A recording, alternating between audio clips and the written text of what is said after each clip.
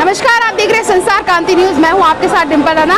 सबसे पहले अपने चैनल के माध्यम से मैं सभी देशवासियों को गणतंत्र दिवस की हार्दिक शुभकामनाएं देना चाहती हूं और उसके बाद मैं आपको बहुत सारे तथ्य बताऊंगी, क्योंकि आप सिर्फ ये जानते हैं कि 26 जनवरी 1950 को हमारा संविधान लागू हुआ था, लेकिन उसके अलावा भी बहुत सारी चीज़ें हैं जो 26 जनवरी को हुई थी। और सबसे पहला क्वेश्चन आप सभी दर्शकों से मैं ये करना चाहती हूँ, क्या आप जानते हैं सबसे पहले हमारी राजधानी दिल्ली में परेड कहाँ पे हुई थी? सबसे पहले ज़्यादातर लोगों का जवाब होगा राजपथ पे हुई थी, लेकिन आपको बताना चाहूँगी कि सबसे पहले हमारे देश में जो परेड हुई थी वो इरविन स्टेडियम में हुई थी, जो अब एक नेशनल स्टेडियम कहा जाता है। 1950 से 1954 तक की परेड यहीं पे होती थी गणतंत्र दिवस के मौके पर, लेकिन 1955 के बाद जो परेड है वो राजपथ पर होना शुरू हुई और आज तक ये जारी है। और इसके अलावा बहुत सारे ऐसे तथ्य हैं जो दर्शकों को नहीं पता है। मैं आपको बताना चाहूँगी कि जो परेड में जो धुन बजती है वो ब्रिटिश शासन काल से बजती है, और वो जो धुन है वो अबाइड विद मी उस गाने की धुन है जो कि स्कॉटिश एक कवि है, उन्होंने ये गाना गाया था, उसकी धुन बजती है। और बताया जाता है ये महात्मा गांधी की पसंदीदा धुन थी, लेकिन आज की सरकार ने, आज की सत्तारूढ़ सरकार ने जो धुन है वो बदल दी। इस बार जो गणतंत्र दिवस पर धुन बजाई जा रही है परेड के दौरान वो है ए मेरे वतन के लोगों, और 26 ऐसे गाने हैं देशभक्ति गाने जो इस बार गणतंत्र दिवस के मौके पर बजाए जा रहे हैं। लेकिन अगर हम बात करें विपक्ष की, तो विपक्ष जो है इस बात से नाराज नजर आ रहा है। लेकिन आप सभी दर्शकों का क्या कहना है कि हमारे देश का गणतंत्र दिवस मनाया जा रहा है तो उस पर हमारे ही देश की धुन बजनी चाहिए या फिर किसी ब्रिटिश शासनकाल की धुन बजनी चाहिए? जब अंग्रेजों का राज था हम पर, तब से वो धुन जो है बनाई गई है।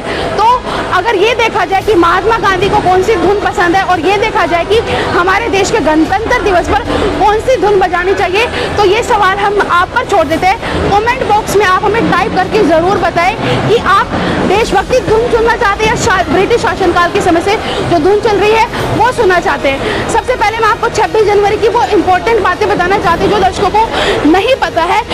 आज़ादी के आंदोलन से लेकर देश में जब संविधान लागू हुआ था, 26 जनवरी की तारीख का एक अपना महत्व है।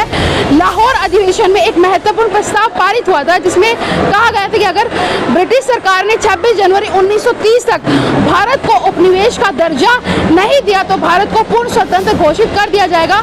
और ब्रिटिश सरकार ने, आपको बताना चाहूंगी, इस बात को ऐसे ही लिया, यानी इस बात पर गौर नहीं किया। तो 26 जनवरी को स्वतंत्रता दिवस के रूप में जो साल 1950 में देश के पहले भारतीय गवर्नर जनरल चक्रवर्ती राजगोपालाचारी ने बृहस्पतिवार के दिन सुबह 10:18 पर भारत को एक संप्रभु लोकतांत्रिक गणराज्य घोषित कर दिया गया। इसीलिए गणतंत्र दिवस और स्वतंत्रता दिवस एक दूसरे से जुड़ा हुआ है। और इसके अलावा बहुत सारी बदलाव जो है इस बार गणतंत्र दिवस में वो ये हुए है कि अबाइड विद मी जो धुन है वो परेड से हटा दी गई है और नरेंद्र मोदी सरकार ने, यानी कि भाजपा सरकार ने लता मंगेशकर का जो गाना है ए मेरे वतन के लोगों, वो इस बार परेड में शामिल कर दिया है। और इसी को लेकर देश में बहुत सारी चर्चाएं हो रही है। लेकिन आपको बता दूं कि गणतंत्र दिवस के मौके पर बहुत सारे लोगों को आज पद्म विभूषण दिया जाएगा जो हमारे देश क्षत्रिय पर खेले हैं, और जो हमारी थल सेनाएं, जल सेनाएं, जितनी भी हमारी तीनों सेनाएं हैं वो आज अपना प्रदर्शन कर रही हैं गणतंत्र दिवस के मौके पर।